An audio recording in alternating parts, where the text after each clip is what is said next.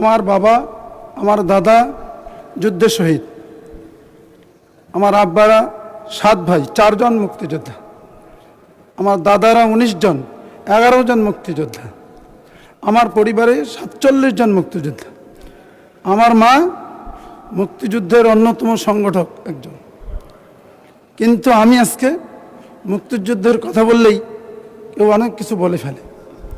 আমি বলতে চাই মাননীয় স্পিকার, যে মুক্তিযুদ্ধের 2 সারিতেই মুক্তিযোদ্ধারা আছেন, ট্রেজারিতেও আছেন, বিরোধী দলেও আছেন। সবাই মিলে আমাদের এই দেশ করতে চাই।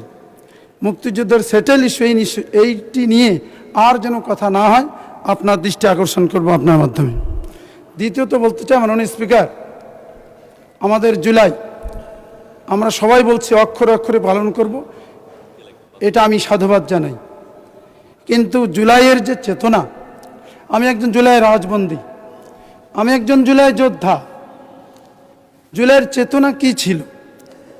আজকে বাজেটের দিকে লক্ষ্য করলে কি সে চেতনা প্রতিফলিত হয়?